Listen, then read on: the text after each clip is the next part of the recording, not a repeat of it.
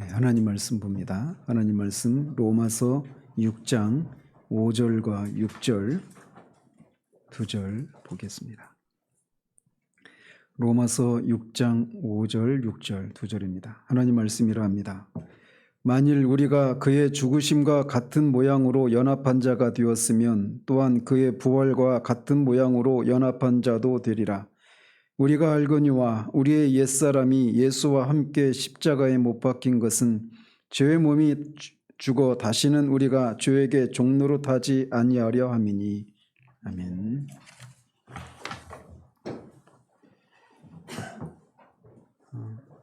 사도는 6장 1절에서 은혜를 더하기 위해서 죄 가운데 거해도 되겠느냐라고 하는 생각이 얼마나 가당치도 않은 생각인가를 계속해서 논증을 하고 있습니다. 그 이유는 모든 신자는 그리스도와 함께 죄에 대해서 죽었을 뿐만 아니라 적극적으로는 새 생명, 즉 새로운 체제 안에 있기 때문이라고 하는 것을 4절에서 얘기를 했습니다. 우리는 그리스도의 죽으심과 합해서 세례를 받을 뿐만 아니라 그의 부활에 있어서도 함께 세례를 받았다라는 거죠. 그래서 지난주에 살펴본 것이 바로 그 부분이었습니다. 이어서 이제 5절과 6절을 살펴볼 텐데 아마 이제 6절이 뒤에서 살피겠지만 그리스도인의 이 성화를 이루어가는 삶에 있어서도 마찬가지고 여기와 관련해서는 죄인이 은혜를 더하기 위해서 죄 가운데 거한다라고 하는 것이 얼마나 말도 안 되는 얘기인가, 이것을 아는 것에서 뿐만 아니라 장차 이제 죄를 죽이고 새 사람을 살리는 이 성화의 삶을 살아가는 것에 있어서 이 6절에서 말하고 있는 것을 아는 것이 얼마나 중요한가라고 하는 것을 우리가 오늘 살펴보려고 합니다. 제 생각엔 한 번 더, 오늘과 다음 주에 한 번 더 해야 될 것 같아요. 자, 그래서 5절을 보면 이 5절은 어떤 면에서 보면 3절과 4절에서 말한 것을 반복하고 요약한 말씀이라고 할 수가 있습니다. 그렇지만 사도는 단순하게 그냥 반복하고 요약하는 것이 아니라 이 3절과 4절에서 말한 것을 요약하면서 좀 더 진전된 내용을 담고 있습니다. 어떤 면에서 그런지 살펴보도록 합니다. 만일 우리가 그의 죽으심과 같은 모양으로 연합한 자가 되었으면 또한 그의 부활과 같은 모양으로 연합한 자도 되리라. 보시다시피 이 5절은 죽음과의 연합과 부활과의 연합, 이 두 부분으로 되어 있습니다. 그래서 사도는 뒤에 이제 이 앞에 부분, 이 죽음과의 연합에 대해서는 6절과 7절에서, 그리고 부활과의 연합에 대해서는 8절에서 10절까지를 통해 좀 더 부연 설명을 상세하게 풀어나가고 있습니다. 그래서 이 논증의 핵심이 뭐냐? 6장 2절에서부터 계속 말하고 있는 핵심이 뭐냐면 모든 신자는 그리스도와 연합이 되어 있다라고 하는 사실입니다. 그렇기 때문에 그리스도에게 일어난 일이 우리에게도 일어난 일이고 그리스도에게 속한 모든 것이 우리의 것이다라고 하는 것을 논증을 하고 있는 거예요. 자, 그래서 그는 지금까지 이렇게 그리스도와 신자와 연합이라고 하는 이 논증을 계속 펼쳐나가고 있는데 그렇게 말하면서 이 신자와 그리스도와 연합은 이미 이루어진 일이라고 말해왔습니다. 장차 이루어질 일이 아니라 이미 이루어진 일이다. 즉 모든 신자들이 예수 그리스도를 믿어 의롭다함을 받을 때 그 순간 이미 그리스도와 연합이 이루어졌다, 이렇게 얘기하고 있었어요. 그런데 5절을 보면 만일 우리가 그의 죽으심에 연합한 자가 되었으면 이렇게 말을 하고 있습니다. 만일이라고 하는 이 접속사는 아직 일어나지 않은, 사실은 일어날 가능성이 없는 그 일을 가정할 때 사용하는 접속사입니다. 그렇지 않습니까? 그래서 마치 그리스도의 연합은 이미 이루어졌다 이렇게 논증해 왔는데 5절에서 갑자기 만일 우리가 그의 죽으심에 연합한 자가 되었으면 이렇게 말하고 있어서 이 앞에서 진술한 것과 상충되는 것처럼 보여집니다. 이 가정법을 사용하고 있어서 말이죠. 그렇지만 사실은 그렇지가 않습니다. 왜냐하면 이 단어는 뭐뭐 때문에 라고 하는 뜻도 가지고 있기 때문에 그래요. 따라서 사도는 만약에 우리가 그의 죽으심에 연합되었다면 이렇게 말하고 있는 것이 아니라 우리가 그의 죽으심과 같은 모양으로 연합한 자가 되었다라고 하는 것이 사실이기 때문에 그의 부활과 같은 모양으로 우리도 연합될 것이 분명하다. 이렇게 얘기를 하고 있는 거예요. 그리고 여기서 연합했다라고 하는 단어가 이제 처음 등장하는데 이것은 함께 심겨지고 자라다라고 하는 이런 의미가 있습니다. 즉 우리가 그리스도라고 하는 나무에 우리가 접붙여져서 뿌리로부터 올라오는 수액과 영양분을 먹고 같이 자란다라고 하는 그런 의미가 있는 거예요. 그것을 통해서 우리와 신자와의 연합을 본질적인 연합이다라고 말을 하고 있는 겁니다. 왜 우리 그리스도의 것이 우리의 것이고 그에게 일어난 일 우리의 것이냐? 우리가 이렇게 본질적으로 나무가 어떤 가지가 어떤 나무에 접붙여지면 원래 있었던 나무의 그 뿌리로부터 올라오는 수액과 영양분을 접붙여진 나무도 똑같이 공급받지 않습니까? 그런 것처럼 이게 본질적인 연합인 것처럼 신자와 그리스도의 연합도 그렇게 본질적인 연합을 이루고 있다 이렇게 얘기하고 있는 거예요. 그렇기 때문에 그에게 속한 것이 우리의 것이고 그에게 일어난 일이 우리의 일이 될 수 있는 것이란 말이죠. 그리고 사도가 또 특이한 표현을 하나 사용하고 있는데 죽으심과 같은 모양으로 부활과 같은 모양으로 이렇게 얘기하고 있다는 겁니다. 죽으심과 연합함으로 이렇게 곧장 말하지 않고 죽으심과 같은 모양으로 연합했다. 부활과 연합했다 이렇게 말하지 않고 부활과 같은 모양으로 연합했다 이렇게 말을 하고 있어서 같은 모양으로 라고 하는 말을 사용하고 있단 말이죠. 왜 사도는 이런 용어를 사용하고 있을까요? 결론적으로 말씀을 드리면 주님의 죽으심과 부활은 우리와는 다른 죽으심과 부활이기 때문에 이렇게 주님과 우리를 구별하기 위해서 이런 표현을 쓰고 있는 겁니다. 왜냐하면 주님이 죽으시고 부활하신 것은 하나님의 아들로서 죽으시고 부활하신 거예요. 그렇기 때문에 우리는 절대로 그분이 알았던 그 고난을 알 수가 없을 겁니다. 그가 알고 있었던 모든 것을 우리는 다 알지 못할 겁니다. 그래서 같은 모양으로 이런 얘기를 하는 거예요. 구별된다는 말이죠. 그래서 뒤에 이제 8장 3절에 보면 우리 주님이 죄 있는 육신으로 이 세상에 오셨다 이렇게 말하지 않고 죄 있는 육신의 모양으로 이렇게 오셨다라고 말합니다. 그러니까 육신을 입고 오시긴 했지만 그래서 우리와 같은 인성을 취하시긴 하셨지만 죄는 없는 인성을 취하셨다라고 하는 것을 표현하기 위해서 그래서 우리와 구별된단 말이에요. 우리와 같은 인성을 가지시긴 했지만 우리와는 구별되는 그런 방식으로 인성을 취하셨다라고 하는 것을 표현하기 위해서 모양으로 라고 하는 단어를 취하고 있는 것처럼 여기서도 그 주님의 죽으심과 부활이 우리와는 구별된 죽으심과 부활이다라고 하는 것을 표현하기 위해서 이 단어를 차용하고 있는 거예요. 물론 그럼에도 불구하고 그분의 죽으심과 부활의 결과가 우리에게 미치는 것은 변함이 없어요. 그럼에도 불구하고 그분의 죽으심과 우리의 부활이 우리와는 구별된다라고 하는 것을 표현하기 위해서 이 단어를 차용하고 있다라는 것입니다.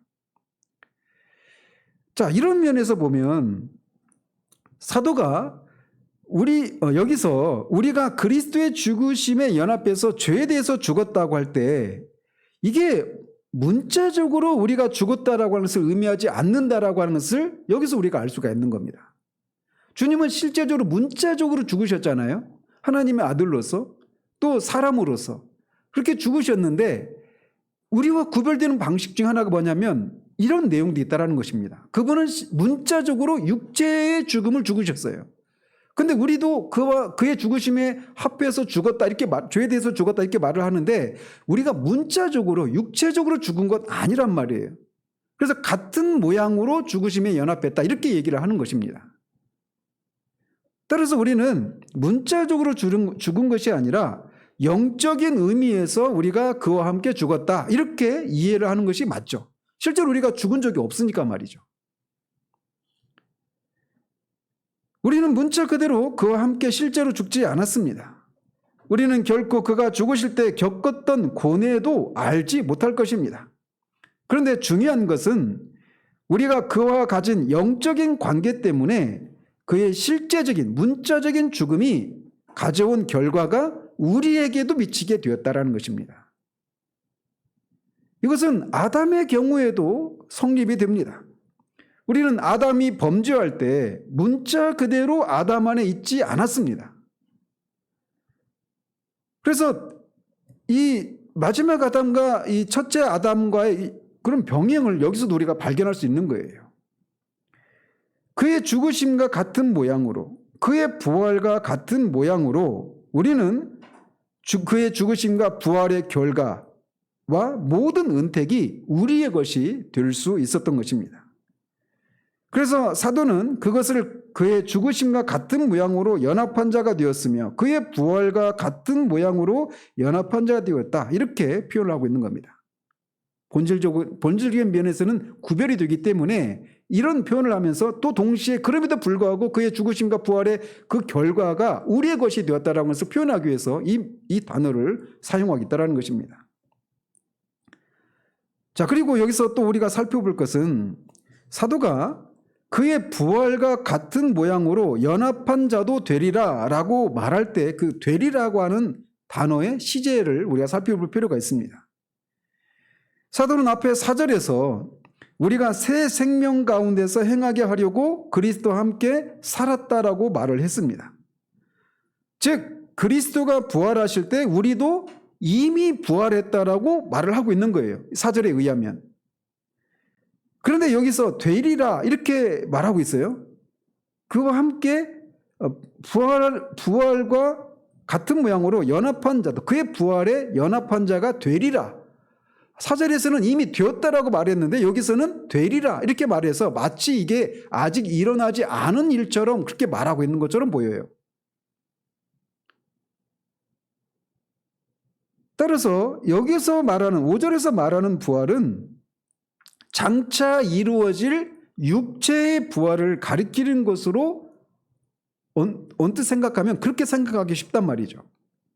물론 사도는 여기서 그런 내용도 내포하고 있습니다. 그런 의미에서 앞에 3절과 4절을 단순하게 반복하고 요약하는 것이 아니라 좀 더 진전된 내용을 말하고 있다고 하는 것이 바로 이것을 의미하는 거예요.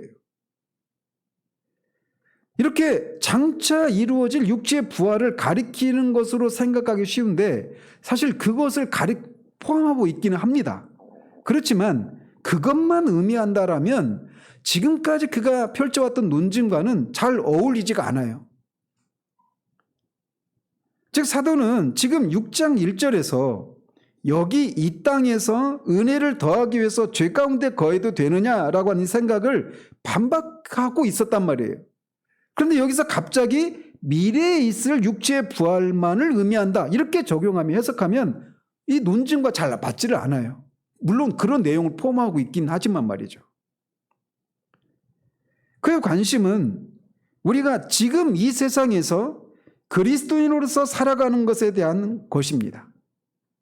그런 4절 끝에서 우리가 새 생명 가운데서 행하고 있다라고 말하고 있습니다. 어디에서 우리가 새 생명 가운데 행하고 있다고 말하고 있습니까? 영원한 상태에서? 아닙니다. 우리가 지금 여기 살아있는 동안 우리가 새 생명 가운데서 이미 행하고 있다. 행하게 하기 위해서 그리스도와 함께 우리를 살리셨다라고 말하고 있단 말이에요. 장차 영원하게 된 그런 상태 가운데서 새 생명 가운데 살게 되는 것이 아니라 여기서 이미 그리스도와 함께 살리심을 받아서 우리가 새 생명 가운데 살도록 하기 위해서 우리를 그리스도와 함께 연합해서 살리셨다라고 말하고 있단 말이에요. 정확히 같은 방식으로 이 되리라라고 하는 이것도 따라서 현재 삶을 포함하고 있다라고 해석하는 것이 바른 해석이란 말이죠. 다만 근데 왜 이렇게 되리라고 하는 단어를 쓰느냐? 이거는 앞에 죽음과 장사 지냄과 비교해서 상대적으로 볼 때 살아나는 것은 죽고 장사되는 것에 비하면 미래의 일이죠. 그래서 이제 그런 의미로 되리라라고 하는 단어를 사용하고 있다. 이렇게 이해하는 것이 바른 해석이다라고 할 수가 있어요. 이것은 11절에서도 더 명확하게 드러나는데 11절에서 이렇게 말을 합니다. 이와 같이 너희도 너희 자신을 죄에 대하여는 죽은 자요 그리스도 예수 안에서 하나님께 대하여는 살아있는 자로 여길지어다. 언제 살아있는 자로 여기라고 합니까? 지금 여기에서 이 세상에서 우리 자신을 죄에 대해서는 죽고 하나님께 대해서는 살아있는 자라고 여기라고 말하고 있는 거예요. 그래서 바울은 그의 죽으심과 같은 모양으로 연합한 자가 되었으면 그의 부활과 같은 모양으로 연합한 자가 되리라 라고 말할 때 그는 그리스도와 함께 죽은 우리가 그리스도와 함께 지금 살았다라고 말하고 있는 겁니다. 그것은 이어지는 행동인 겁니다.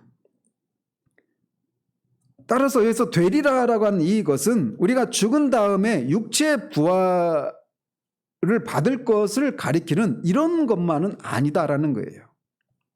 그럼에도 불구하고 그래서 지금 현재 우리가 그리스도와 함께 살았다, 이미 살았다 이렇게 말하고 있는 건데 말씀드린 것처럼 이게 이 미래의 일도 포함하고 있는 것이다라고 할 수가 있습니다.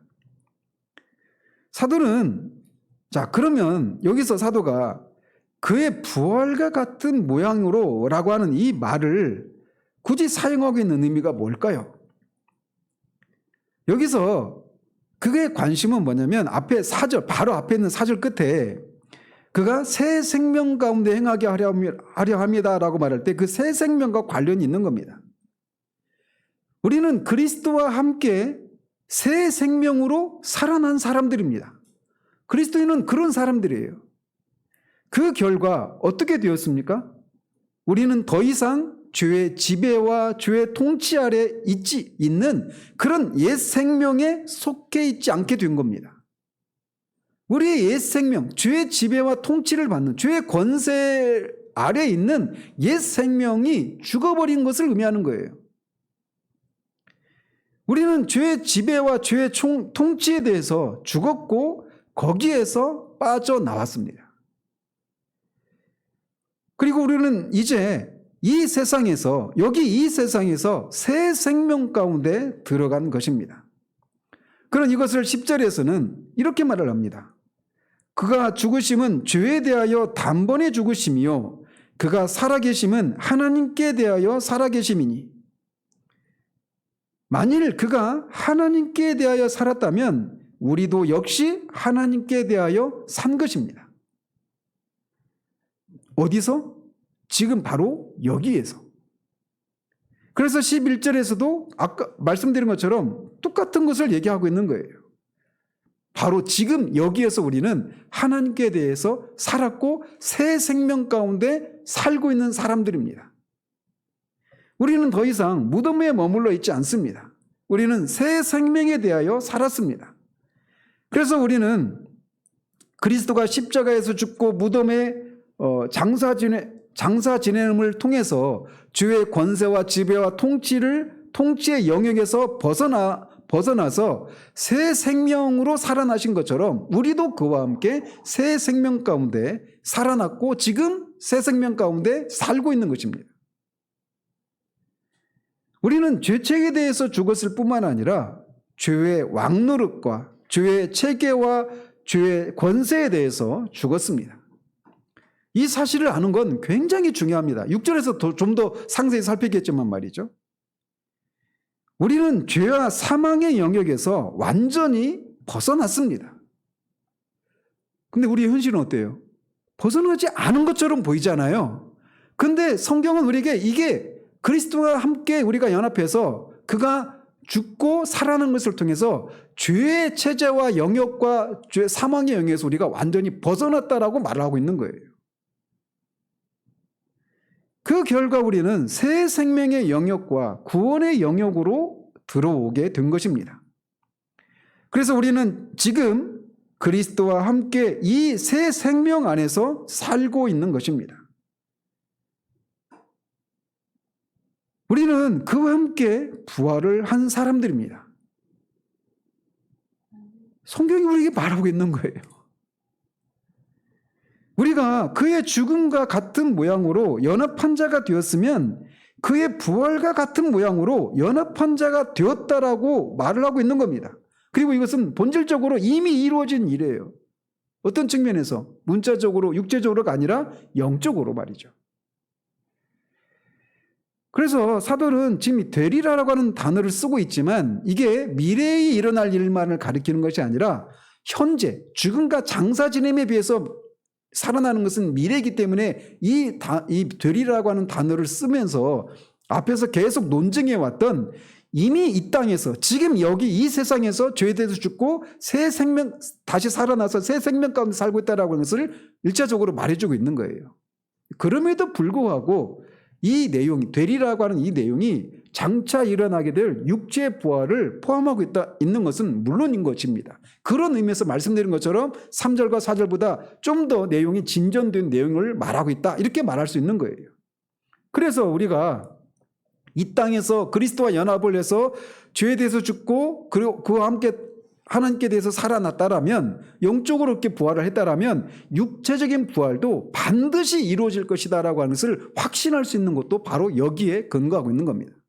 우리는 장차 티나 주름 접힌 것이나 점이나 이런 것이 없는 영화로운 그런 몸을 입게 될 것입니다.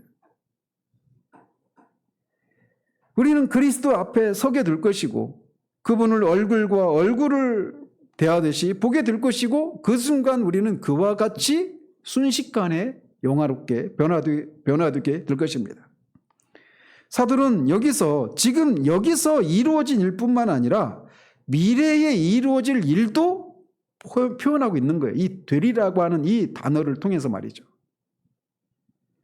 사도의 큰 관심은 그리스도를 통한 은혜, 완전한 은혜의 승리를 나타내고자 하는 것에 그의 관심이 있기 때문에 그렇습니다. 이루어지지 않은 채 남겨져 있는 구원에 속한 어떤 승리, 우리가 쟁취해야 될 그런 승리가 우리의 열심과 우리의 노력으로 우리에게 맡겨졌다 이렇게 말하고 있지 않고 이미 그리스도를 통해서 우리가 쟁취해야 될 모든 승리가 완전하게 이미 이루어졌다라고 얘기하고 있는 것이, 얘기해주고자 하는 것이 사도의 관심이란 말이에요. 그래서 여기서 이것을 얘기하고 있는 겁니다. 사도 그리스도가 이렇게 완전하게 승리하신 것처럼 우리도 분명히 그렇게 될 것이다. 이거를 그의 편지를 받고 있는 사람들이 알기를 원하는 것입니다. 바울이 여기서 말하고 있는 전체 요점은 우리가 이미 은혜의 왕노릇 아래에 있고 이 은혜의 왕노릇은 너무나 놀랍고 그 죄의 왕노릇보다 훨씬 더 강력하기 때문에 죄도 사탄도 마귀도 지옥도 꼼짝하지 못할 것이다라고 하는 것을 말해주고 있는 거예요. 그리스도는 승리자이십니다. 그가 쟁취하셔야 될 일부만 쟁취하시고 나머지는 너희들이 알아서 해라 라고 말하고 있는 게 아니에요. 그분은 다 이루셨습니다. 다 성취하셨습니다.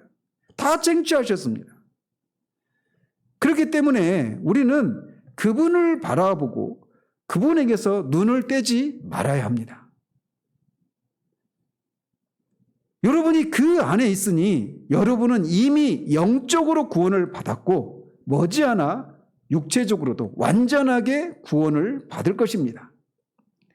따라서 우리는 사도가 1절에서 은혜를 더하게 하려고 죄에 거해도 되느냐라고 한 이 생각에 대해서 2절에서 그럴 수 없다라고 말했던 이유를 여기에서도 볼 수가 있는 거예요. 이 5절에서도. 우리는 그와 함께 죽었습니다. 왜 죽었습니까? 무엇을 위해서? 그러니까 소극적인 의미만 담고 있는 것이 아니라 적극적인 의미를 담고 있는 거예요. 무엇을 위해서 우리가 죽었다고 합니까? 우리가 그와 함께 살아나서 새 생명 가운데 살도록 하기 위해서 우리가 죽었다라고 말하고 있는 거예요. 죽이는 이유는 뭐냐면 우리가 새 생명 가운데 살도록 하기 위한 것입니다. 죽는 것이 그게 최종적인 목적이 아니에요. 그리스도께서 죄와 그렇게 관계를 끊으셨을 때 우리도 이미 그렇게 되었습니다. 우리도 그런 의미에서 죄와의 관계를 단번에 영원히 끊어버린 겁니다. 그러니 어떻게 이렇게 죄의 관계가 완전히 끊어져 버렸는데 어떻게 죄 가운데 거해도 되느냐라고 하는 생각을 할 수가 있느냐? 이게 사도의 논증인 거예요. 이어서 사도는 우리가 그의 죽으심과 같은 모양으로 연합했다는 진술에 대해서 이제 6절과 7절에서 좀 더 다른 면에서 부연 설명을 상세히 이어갑니다. 6절을 보면 우리가 알거니와 우리 옛사람이 예수와 함께 십자가에 못 박힌 것은 죄의 몸이 죽어 다시는 우리가 죄에게 종노릇하지 아니하려 함이라 라고 말합니다. 이 얘기는 뭡니까? 우리가 죄에게 종노릇하고 있었다라는 거죠. 죄에게 종노릇하고 있었는데 이제 더 이상 그런 일이 일어나지 않도록 하기 위해서 하신 조치가 뭐냐? 우리 옛사람을 예수와 함께 십자가에 못 박아 죽게 하는 일을 하셨다라고 하는 것이 6절에서 말하고 있는 거예요. 사도는 여기서도 다시 6장 3절에서 말했던 것처럼 우리가 알거니와 라고 말하고 있습니다. 즉 6절에서 진술하고 있는 내용을 우리가 알고 있는 것이다. 우리가 이미 모두 익숙하게 알고 절대적으로 확신하고 있어야 하는 것이라고 말하고 있는 거예요. 6장 3절을 강의할 때도 말씀드렸지만 사도는 로마에 있는 성도들을 한 번도 만난 적이 없습니다.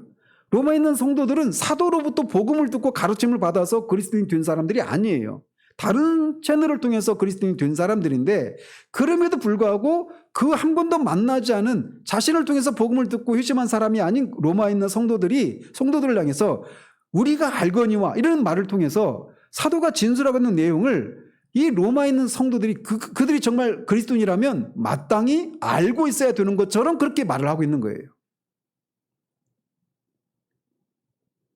그렇지만 여기서 다시 한번 말씀드리지만 이 6절에서 말하고 있는 것을 체험적으로 알고 있다라고 하는 것을 의미하는 것이 아니라고 하는 사실을 붙들어야 합니다. 뒤에서 좀 더 상세히 말씀드리겠습니다. 그래서 6절에서 진술하고 있는 것은 체험적인 지식이 아니라 믿음으로 말미암은 지식을 말하는 겁니다. 믿어야 되는 거예요. 그런데 이 지식을 우리 모두가 신자라면 모두가 절대적으로 확신하고 있어야 된다라고 하는 식으로 얘기를 하고 있는 거란 말이죠. 자, 그런 면에서 여러분은 사도가 6절에서 진술하고 있는 이 내용을 이 내용을 알고 절대적으로 확신하고 있습니까? 여러분의 옛사람이 이미 십자가에서 죽었다라고 말하는 이것을 여러분이 알고 그것을 확신하고 있습니까? 이게 쉬운 문제가 아니에요. 제가 이제 말씀드리겠지만 저는 이 사실을 그렇다고 해서 제가 모든 신자들이 저 같은 그런 과정을 거쳐야 된다는 얘기를 하는 게 아닙니다. 저는 이 사실을 몰랐기 때문에 이미 내 옛사람이 이미 십자가에서 죽었는데 계속해서 하나님 앞에 나를 죽여달라고 이런 기도를 수년 동안 해왔어요. 그렇기 때문에 이 문제가 쉬운 문제가 아니라는 거예요.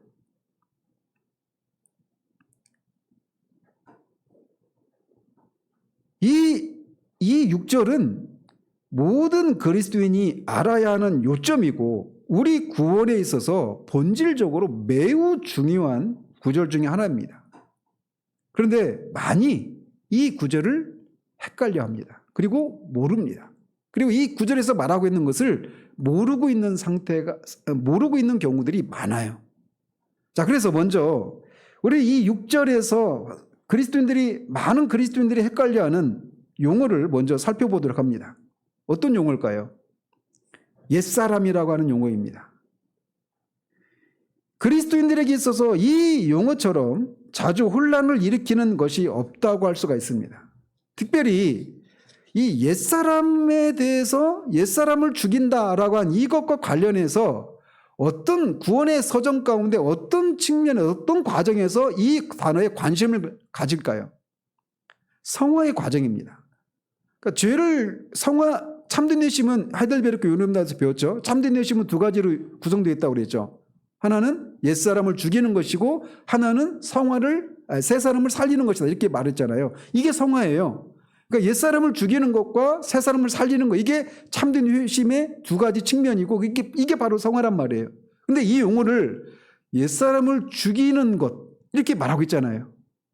그러니까 성화가 옛사람을 죽이는 것이기 때문에 옛사람을 죽여야 된다고 생각하는 거예요. 근데 여기서 6절에서 뭐라고 말합니까? 옛사람이 이미 죽었다라고 말하고 있단 말이에요. 그러니까 이 개념을 모르면 하지 않아도 될 고민을, 고통을 수년 또는 수십 년 동안 겪게 된단 말이에요. 그렇기 때문에 이 내용을 아는 것은 매우 매우 중요한 것입니다. 성화에 대해서 진지한 관심을 가진 신자들이라면 누구나 이 우리 옛사람을 죽이고 옛사람을 제거시키려고 하는 이런 엄청난 고투하는 삶을 살게 됩니다. 그래서 뭐 수도원에서나 또는 사막이나 이런 3세기, 4세기를 거치면서 교회가 세속화되니까 그중에 어떤 사람들이 좀 더 이 거룩하고 성결한, 순결한 삶을 살기 위해서 사막으로 막 들어간 이런 사막의 성자들이라고 불리는 사람들이 있었지 않습니까? 이들이 그렇게 은둔하면서 성화를 이루기 위해서 그들의 몸을 학대하고 살게 되었는데 바로 이 우리 옛사람을 십자가에서 죽었다라고 하는 이것을 바르게 이해하지 못했기 때문에 벌어진 일이다라고 할 수가 있는 거예요. 말씀드린 것처럼 저 역시도 한동안 저를 죽여달라고, 제발 저를 죽여달라고, 끊임없이 죄에 실패하고 죄를 짓고 있는 제가 죽지 않으면 절대로 이 죄를 짓지 않는 이 삶을 살아낼 수가 없다라고 해서 알았기 때문에 제발 저를 죽여달라고 이런 기도를 한동안 꽤 오랫동안 하나님 앞에 기도를 했었습니다. 몇 달이 아니라 몇 년이었어요. 어쨌든 그런 헛된 노력이죠. 진실하고 얼마나 진실합니까? 그리고 얼마나 진지한 노력입니까? 진지한 강구입니까? 그죠?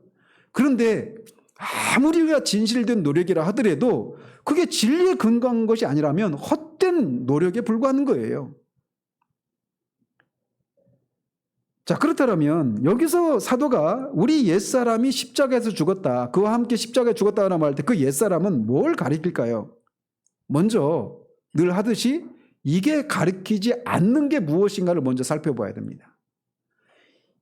그런데 많은 경우에 이것이 의미하는 것이 아닌 것을 옛사람이라고 생각하고 그걸 죽이려고 노력을 하는 거예요. 그래서 먼저 사도가 여기서 말하고 있는 것, 옛사람은 우리의 육체적인 본성을 가리키지 않는다라는 겁니다.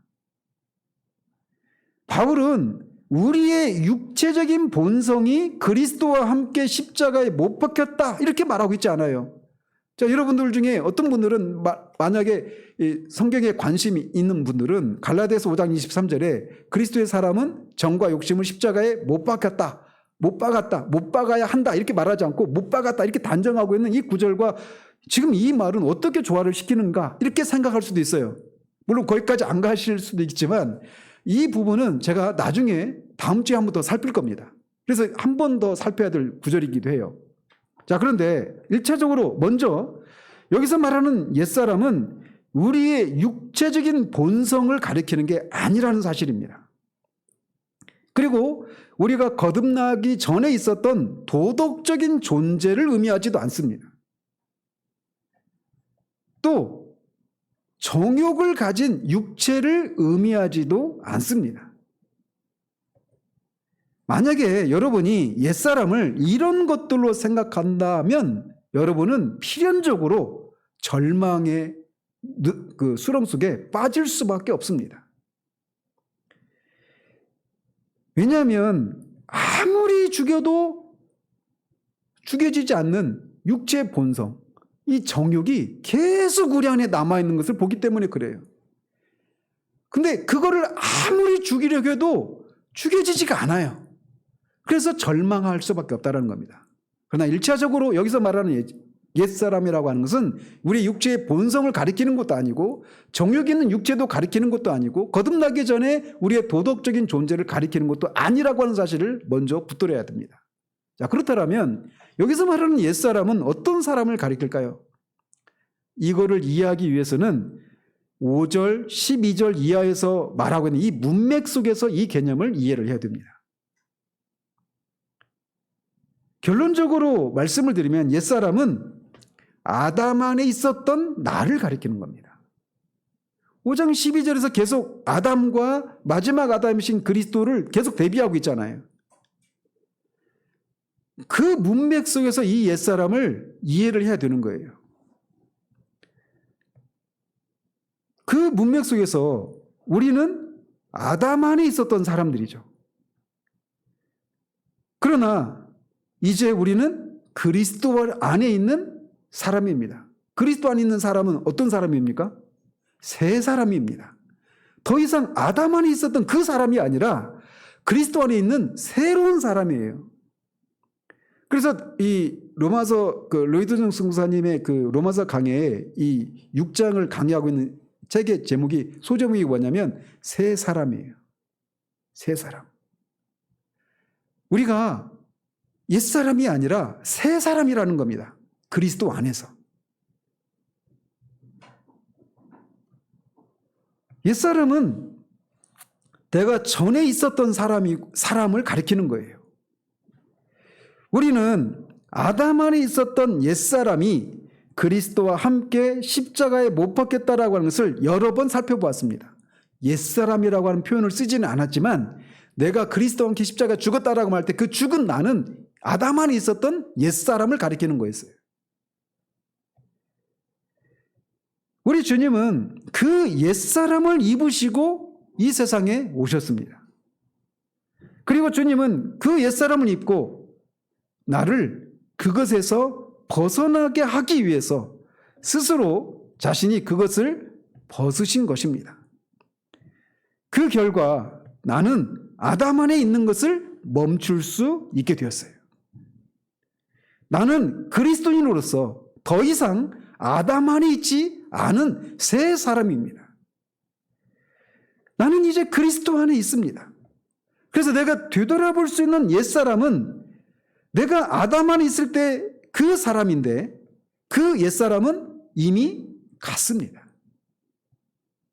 이게 어느 시점에서 굉장히 이 개념이 중요하냐면 이제 막 회심하면 막 마음에 그런 기쁨이 막 넘쳐나죠. 온통 막 생각과 말과 행동이 온통 하나님으로 가득 찹니다. 하나님을 위해서 막 살고 싶고 죄를 짓지 않고 막 늘 기쁨이 있고 그런 죄를 짓지 않으려고 하는 삶에서 성공합니다. 그런데 시간이 지나면 어느새 내가 다시 옛날로 돌아간 듯한 그런 나를 발견하는 거예요. 그러면서 내가 뭐지? 내가 경험했던 거 진짜일까? 이런 생각에서부터 이런 내가 과연 어떻게 새로운 사람이라고 할 수 있지? 라고 하는 생각하면서 이렇게 다시 발견되고 있는 이 나를 죽이려고 하는 이런 일에 이제 분투하기 시작하는 거예요. 이 지점에서 이 가르침을 받지 못하면 계속해서 그 삶을 살아가는 겁니다. 그래서 죽인 듯하면 내가 다시 구원의 은혜가 회복된 것 같고 하나님이 나를 기뻐하시는 것 같고 그러다가 그렇지 못하면 또 다시 하나님과 관계가 의심되고 하나님 앞에 나갈 담대함을 잃어버리고 그런 구원의 기쁨과 감사도 평안도 잃어버리는 이런 삶을 계속 반복하는 거예요. 그래서 이것을 유지하기 위해서 관건이 뭡니까? 내가 어떻게 하느냐 여기에 이제 관건이 있는 거예요. 그래서 그때 우리가 잘못된 것을 구하기 시작하는 겁니다. 그래서 이게 굉장히 중요한 문제인 거예요. 다시 말씀드리지만 여기서 말하는 옛사람은 우리의 육체나 죄된 본성이 아닙니다. 왜냐? 그리스도 안에 있는 새 사람인 그리스도 안에도 여전히 죄된 본성이 남아있어요. 이걸 모르니까 나를 죽여달라고 하는 그런 기도를 하는 겁니다. 그러나 옛사람은 가버렸고 십자가에 이미 못 박혔습니다. 사도가 여기서 우리 옛사람이 십자가에서 죽었다라고 말할 때 시제는 부정과거 시제입니다. 즉 그는 우리 옛사람이 십자가에 못 박힌 일은 이미 끝난 것이라고 말하고 있는 거예요. 십자가에서 날마다 우리를 죽이는 일을 해라 이렇게 말하고 있지 않습니다. 성경은 어느 곳에서도 우리 옛사람을 죽여라, 우리 옛사람을 그렇게 죽이는 일을 해라 이렇게 우리에게 명령하고 있는 구절이 단 한 구절도 없습니다. 왜 그럴까요? 이미 죽었으니까. 이미 죽었기 때문에 그렇게 명령하고 있는 구절이 단 한 구절도 없는 거예요. 이 일은 영 단번에 우리 주님이 십자가에서 죽으셨듯이 우리에게도 영단번에 일어난 일입니다. 10절이 바로 그것을 말해주고 있는 거예요.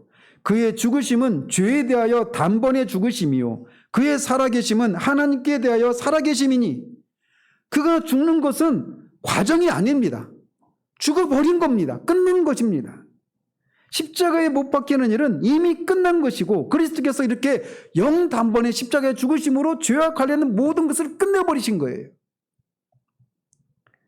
그리고 감사한 것은 우리가 그와 함께 죽었고, 우리의 아담적인 옛사람, 즉 우리가 태어날 때부터 가지고 있었던 그 사람은 그와 함께 이미 죽어버렸다는 겁니다. 그 사람은 아담에게 연합되어 있었던 사람이었어요. 그런데 그 옛사람이 그리스도와 함께 십자가에 영단번에 못 박혀서 영단번에 죽어버린 겁니다. 옛사람을 십자가에 못 박는 이 일은 이미 끝난 일이에요. 우리가 죄와 관련해서 두 가지 큰 문제가 대두가 됩니다.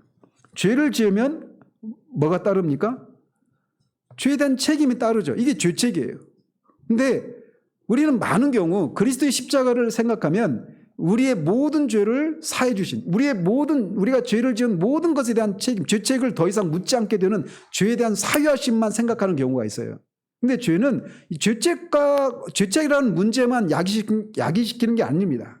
죄와 관련된 또 다른 문제는 뭐냐면 우리를 죄를 짓도록 강요하고 압박하는 죄의 권세의 문제예요. 죄책에서부터 우리가 해방될 뿐만 아니라 죄의 권세에서도 벗어나야 됩니다. 그렇지 않겠습니까? 죄의 권세가 우리를 여전히 우리를 지배하고 통치하고 있다면 우리는 그 죄의 권세를 우리가 거부할 수도 없고 대항할 수도 없어요.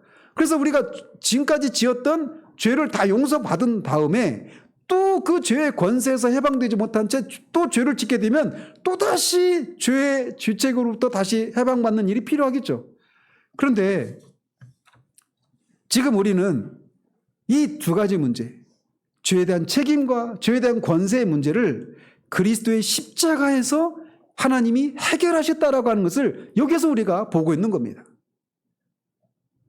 하나님은 그리스도의 십자가에서 이 두 가지 문제, 죄책과 죄의 권세 문제를 단번에 해결해 보신 거예요. 그리스도께서 십자가에서 피 흘려 죽으심으로 그것을 믿는 우리의 죄책이 사라져버리고 죄의 사함을 받고 하나님은 더 이상 영원토록 우리에게 우리의 죄에 대한 책임을 묻지 않으십니다.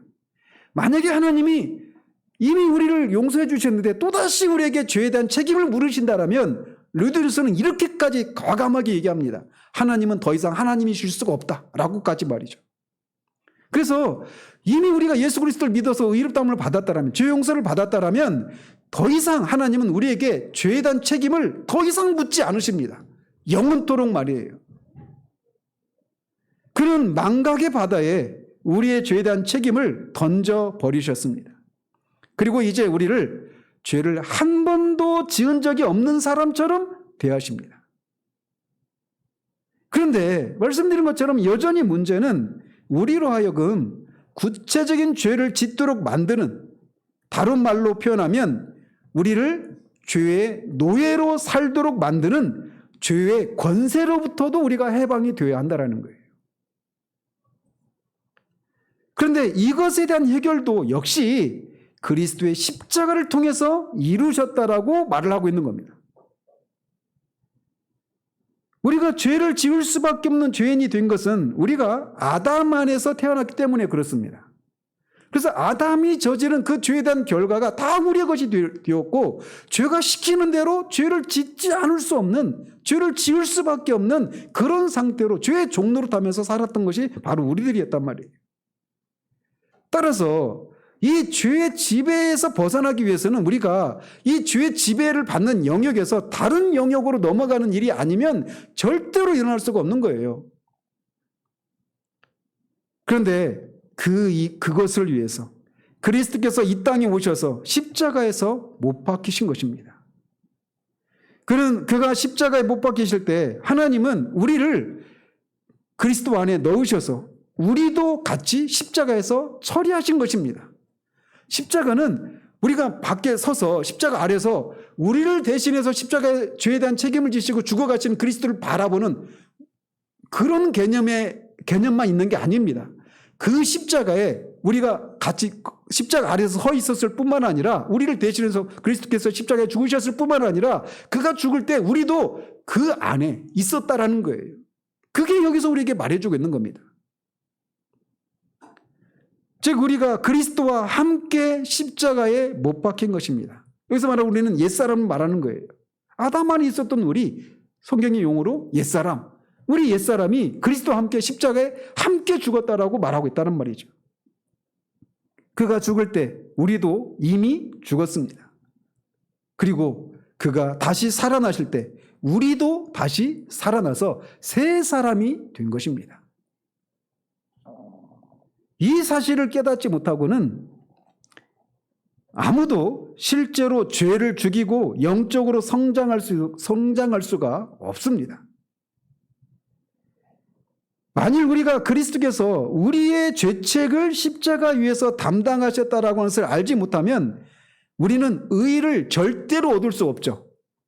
그런 것과 마찬가지로 그리스도께서 우리 자신을 십자가 위에서 담당하셨다라고 하는 것을 알지 못하면 우리는 거룩한 삶을 사는 데 있어서 성장할 수가 없는 겁니다. 우리의 범죄가 그리스도 위에 옮겨졌을 뿐만 아니라 그 죄를 짓는 우리 자신도, 우리 자체도 그리스도 안에 넣어진 것입니다. 여러분은 죄사함을 받으셨습니까? 여러분이 어떻게 그 죄사함을 받았다라고 것을 아십니까? 그리스도께서 우리를 위해서, 여러분을 위해서 죽으셨다라고 하는 것을 깨달았을 때 그것을 믿고 죄사함을 받은 거잖아요. 그죠?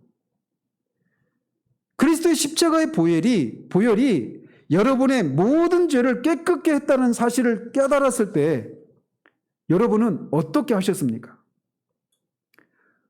어디서부터 그렇게 수없이 들었던 그리스도께서 십자가에 죽으신 것이 바로 이런 나의 죄를 위해서 십자가에 죽으신 것이구나 라고 하는 것을 깨닫고 믿게 되었을 때 여러분이 이렇게 기도하셨습니까?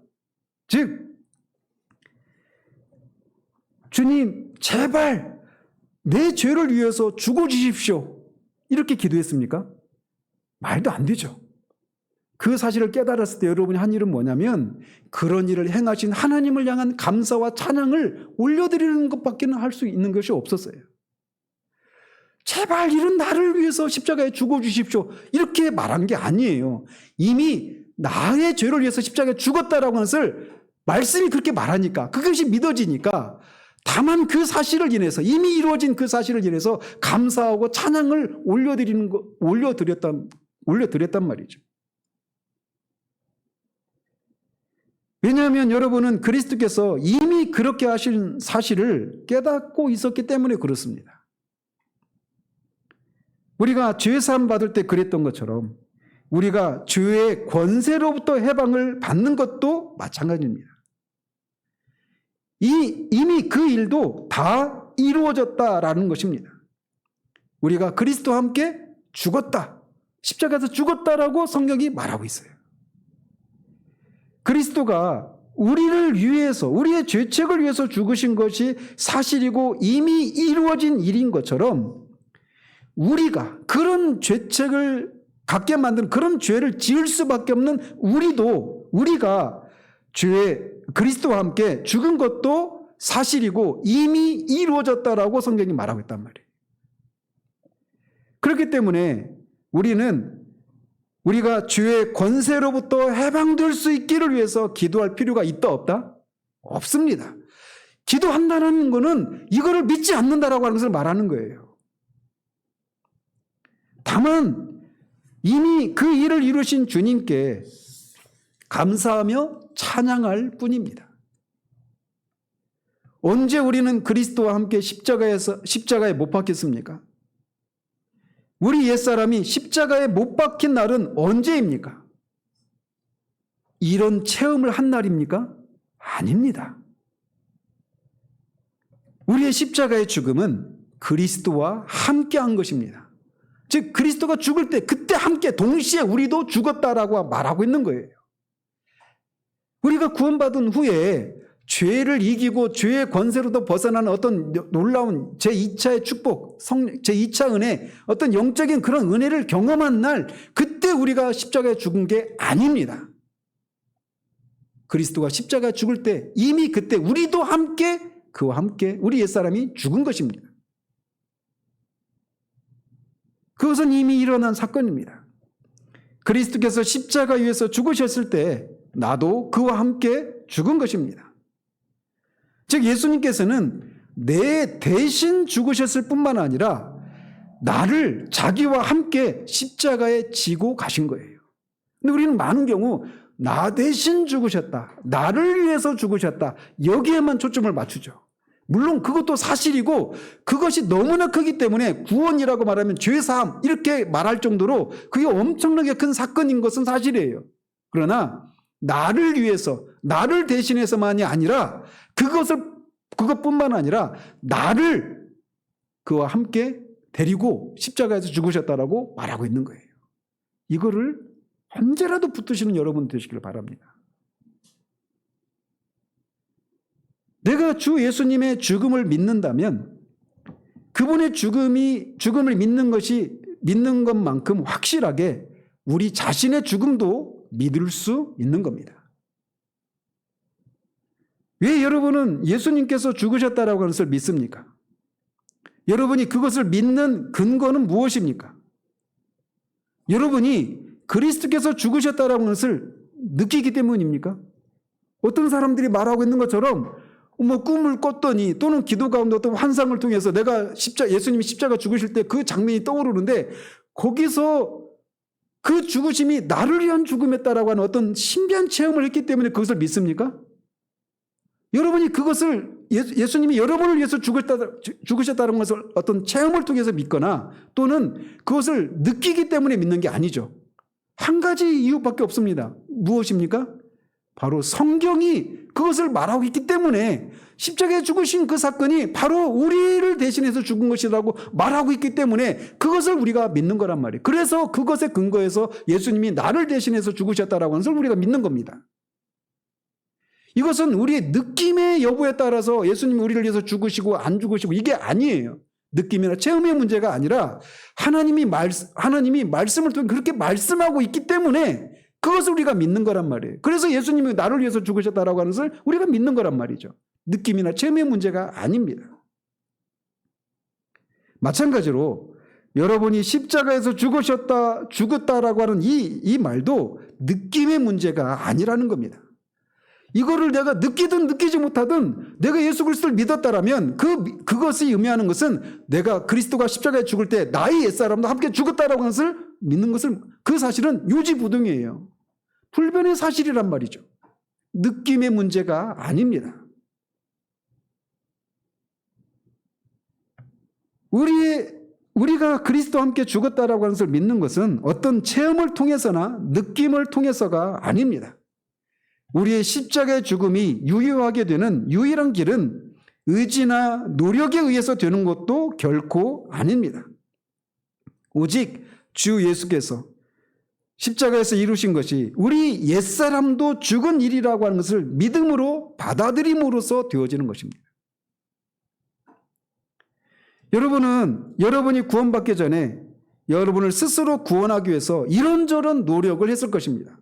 사람에 따라서 그 과정이 길기도 하고 그 정도가 아주 무거운 것이기도 하고 그렇지 않을 수도 있지만 어쨌든 여러분이 구원받아야 될 죄인이라는 사실들을 깨달았을 때 자연스럽게 스스로 그 구원을 받기 위해서 이런저런 노력을 합니다. 성경을 읽기도 하고 기도하기도 하고 열심히 하나님을 섬기고 죄를 짓지 않으려고 하고 이런 노력들을 합니다. 그런데 그런 일을 해도 마음에 없었던 평안이 어느 날 여러분의 눈이 뜨이자마자 여러분이 완전한 구원이 여러분을 위해서 십자가에서 이미 제공되어 있다는 사실을 발견했을 때 그때 여러분은 구원의 은혜를 누리기 시작하는 겁니다. 여러분은 그저 그것을 받아들이고는 하나님께 감사를 했습니다. 그리고 평강과 기쁨이 여러분의 마음 가운데 흘러 들어왔습니다. 마찬가지로 죄의 권세로부터의 해방도 같은 기초 위에 있는 겁니다. 여러분이 범죄한 것에 대한 용서를 받는 것과 동일한 방법으로 어떻게 용서를 받았어요? 믿음으로죠. 그런 것처럼 여러분은 죄의 권세로부터도 믿음으로 해방을 받는 겁니다. 하나님의 해방 방법과 인간의 방법은 완전히 다릅니다. 인간의 방법은 죄를 극복하기 위해서, 죄의 권세에서 벗어나기 위해서 인간이 취하는 방법은 어떻게 하든지 죄를 억제하려고 노력하는 것입니다. 그런데 하나님의 방법은 죄인을 제거하시는 것을 통해서 죄를 극복하시는 거예요. 저는 이 그리스도와 연합의 교리를 처음 제가 기독교 강요에서 처음 접했다고 그랬잖아요.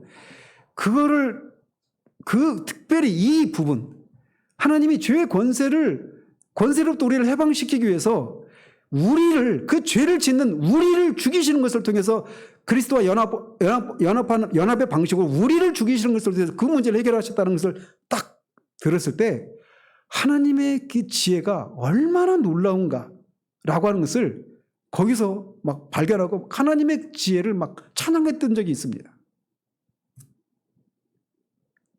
많은 그리스도인들은 자신이 죄를 이기고 죽이는 일에 있어서 연약하다라는 것을 인해서 슬퍼합니다. 진지한 그리스도인들에게는 이런 게 있어요. 그런데 그래서 어떤 생각을 하느냐면 자신이 이 죄를 이길 수 있는 힘이 있다라면, 능력이 나한테 주어진다라면 내가 좀 더 죄를 이기고 죽이는 이런 일에 있어서 성공할 수 있을 텐데, 이런 생각을 합니다. 만일 우리가 죄의 권세로부터 해방을 못하는 것이 우리 자신의 연약함 때문이라고 생각한다면 우리는 당연히 우리 자신의 능력을 초월하는 더 큰 능력을 소망하겠죠. 그렇겠죠? 그래서 만일 내게 좀 더 힘이 있다라면 막 내 안에 있는 이 죄의 권세를 이길 수 있을 텐데, 이런 생각을 하고 이 죄를 이길 수 있도록 힘을 달라고 주님께 간절히 기도합니다. 즉 우리들의 죄를 극복하기 위해서 인간이 취하는 방법은 죄 하나하나를 이길 수 있는 그런 힘을 달라고 그렇게 요구하는 것이 우리들이 요구하는 것들이에요. 그런데 그것은 전적으로 잘못된 생각이고 그것은 기독교도 아닙니다. 하나님께서 우리를 죄에서 해방시키는 방법은 우리에게 더욱 더 힘을 주심으로 하시는 것이 아니라 오히려 우리를 더 연약하게 만들므로써, 아니 우리를 죽이시는 것을 통해서 그 일을 성취하신다는 겁니다. 이게 하나님의 방법이에요. 하나님께서는 우리를 죄의 지배로부터 해방하실 때 우리 옛사람에게 힘을 주심으로써 하시는 것이 아니라 오히려 그를 십자가에 못 박으심으로써 하시는 것입니다. 또 옛사람을 하여금 어떤 일을 할 수 있도록 힘을 불어넣어주는, 조력하시는 것을 통해서 하시는 것이 아니라 오히려 그가 어떤 행동도 할 수 없도록 그를 제거시키는 것을 통해서 그런 일을 하시는 겁니다. 여러분들 중에는 아마도 여러 해 동안 여러분 자신을 제어하려고 무익한 노력을 해오고 있는지도 모릅니다. 그리고 아마 지금도 여전히 여러분이 겪고 있는 이게 여러분의 현실일 수도 있어요. 그러나 우리 옛사람이 이미 십자가에서 죽어서 우리가 죄의 권세로부터 이미 해방이 되었다라고 하는 것을 알게 될 때 우리는 거기서부터 비로소 이제 이 절망스러운 수렁에서부터 벗어날 수 있는 길이 보이기 시작하는 겁니다. 따라서 우리는 주님께서 십자가에서 하신 일에 이 근본적인 성격을 늘 상기해야 합니다. 우리를 대신해서 우리의 죄책을 지시고 십자가에서 죽으셨을 뿐만 아니라, 그래서 우리의 죄책의 문제를 해결하셨을 뿐만 아니라 우리를 함께 십자가에서 넣어서 죽이심을 통해서 죄의 권세로부터도 우리를 해방시키셨다는 겁니다. 그래서 우리 죽을 우리 그 몸을 죽여서, 죄의 몸을 죽여서 더 이상 우리가 죄의 종노릇 하지 못하도록 하기 위한 조치가 바로 이것이었다라고 6절에서 말하고 있는 거예요. 예를 들어서 만약에 우리나라 정부가 술로 인해서 벌어지는 사회적인 폐해를 막 줄여야 되겠다, 이런 각성을 했다고 생각해 보십시다. 현재 대통령이 그럴지 모르겠지만 어쨌든 막 그렇게 술 문제를 해결하기 위해서 이제 어떤 막 시행령을 내리고 법을 만듭니다. 그래서 어떤 그 술을 이 대한민국 사회에서 완전히 제거하겠다, 막 독재라고 하든 말든 막 그렇게 하겠다라는 거예요. 그 밀어붙입니다. 자, 그런데 이런 것이 성공하기 위해서는 어떻게 해야 됩니까? 일반적으로 취하는 방식은 뭐예요? 검찰한테 수색영장 발부해가지고 술집이나 이 집에 막 들어가가지고 있는 술 다 쏟아붓고 술병 깨고 막 이렇게 하면 우리나라에는 술이 사라지고 술 문제로 인한 폐해가 다 사라질까요? 물론 어느 정도는 성공할 수 있겠죠. 그러나 여전히 그 술을 만드는 양조장이나 술 공장이 건재한 한 또 술을 만들어서 공급하고 또 술의 폐해가 또 양산될 수밖에 없을 것입니다. 그래서 술 공장을 없애야 돼요. 양조장을 없애야 되는 겁니다. 근본적으로 술을 만드는. 이 예화에서 우리는 어디에 해당될까요? 술일까요? 술 공장일까요? 술 공장이죠. 이 예화에서 우리는 술 공장이고 우리의 죄된 행동 하나하나는 술 자체입니다. 근데 우리는 술 자체를 없애려고 하는 이런 일을 시도하는 방식으로 죄의 문제를 해결하려고 한단 말이에요. 근데 하나님의 방식은 그 죄된 행동을 하나하나 할 수밖에 없는 우리 옛사람, 이거를 죽이는 방식으로 죄 문제를 해결하시는 일을 하신다는 겁니다.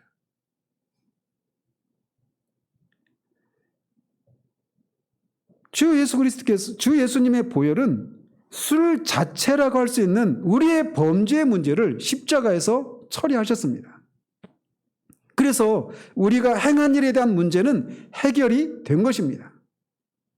그러나 하나님은 그렇게 하고 나서 내 할 바 다 했다, 네가 이제 너희들이 남아서 너희들이 그렇게 살아라, 죄를 이기고 극복하는 삶을 살아라, 이렇게 말씀하지 않습니다.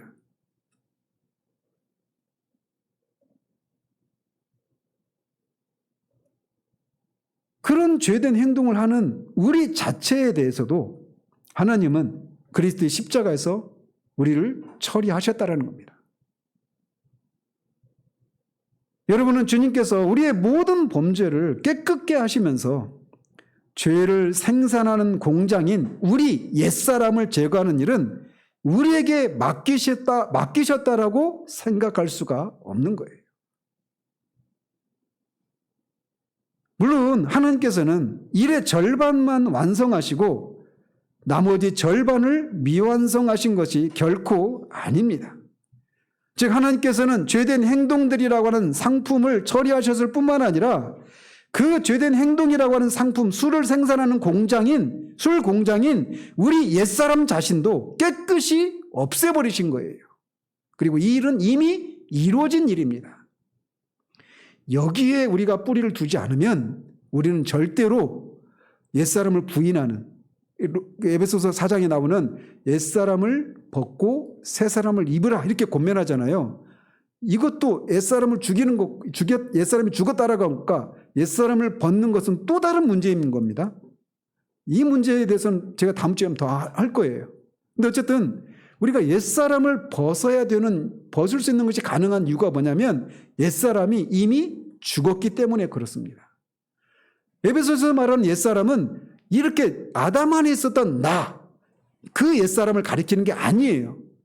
그 옛사람의 습성, 옛사람의 본성, 옛사람에게서 나오는 모든 생각이나 말이나 행동, 그 다음에 가치관, 체계 이런 걸 말하는 거지 옛사람 자체를 말하는 게 아니란 말이에요.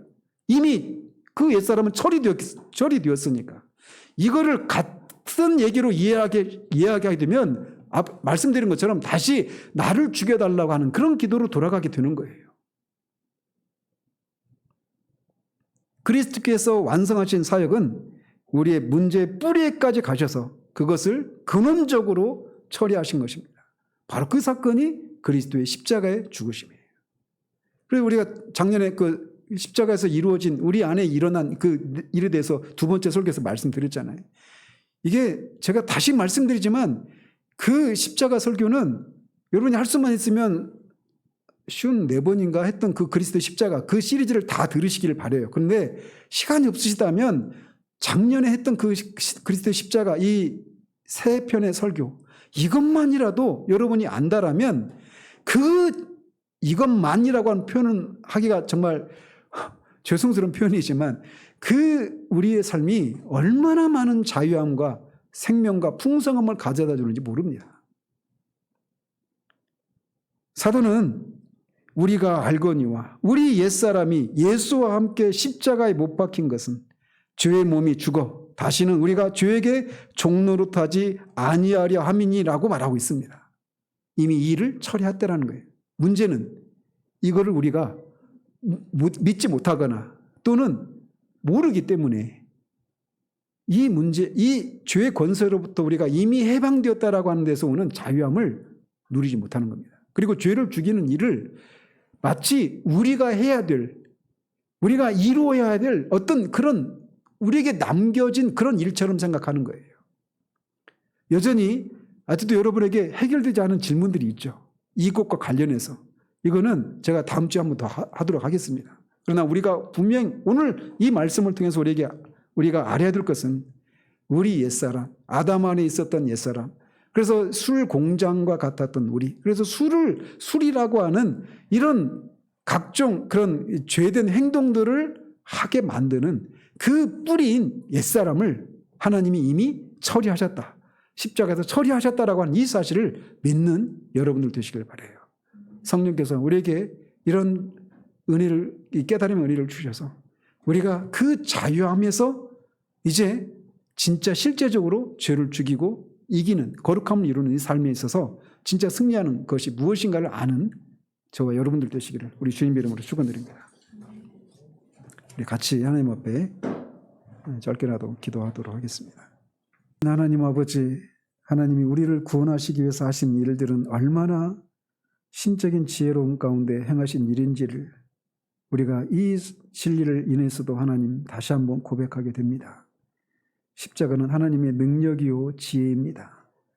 하나님 정말 우리의 죄를 대신해서 십자가에서 그리스도께서 죽으셨을 뿐만 아니라 그래서 우리의 죄책의 문제를 모두 해결하셨을 뿐만 아니라 그 죄책을 갖게 만드는 그 죄를 행하는 우리 그 옛사람을 함께 십자가에서 처리하신 이 일을 인하여 주님 앞에 감사와 찬송을 돌려드립니다.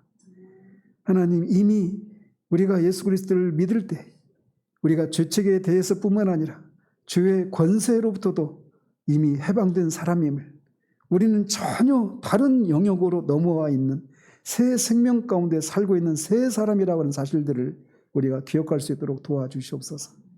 우리가 이미 새 사람이 되었기 때문에 더 이상 옛사람이 살았던 것처럼 살지 말라고 말하는 이 성경적인 바른 진리를 우리가 항상 붙들고 살아감으로 말미암아 하나님 우리가 이 죄의 권세로부터 벗어나려고 하는 이미 벗어났는데 그래서 새로운 하나님의 아들의 나라로 이미 옮겨져 있는데 하나님의 아들의 나라에 안 옮겨져 있음에도 불구하고 죄의 권세로부터 우리를 건져주시기를 구하는 이 어리석음을 범하지 않도록 주님 도와주시옵소서. 죄의 권세로부터 해방된 그 자유함을 인하여서 더 이상 우리가 죄 가운데 거하는 것이 가능하지 않고 할 수도 없는 일이라고 하는 사실들을 아는 것으로부터 실제적인 죄를 죽이고 거룩함을 이루는 이 삶이 가능함을 우리가 알 수 있도록 도와주시옵소서. 진리를 우리에게 더욱더 찬란하게 비추어 주셔서 그 진리를 인해서 우리가 모든 부분에서 더 깊은, 더 많은, 더 풍성한 자유함과 생명을 누림으로 말미암아 그런 일을 행하신 하나님께만 존귀와 영광을 돌려드리는 우리들 될 수 있도록 도우시기를 원하옵고 우리 주 예수 그리스도 이름으로 기도합니다. 아멘.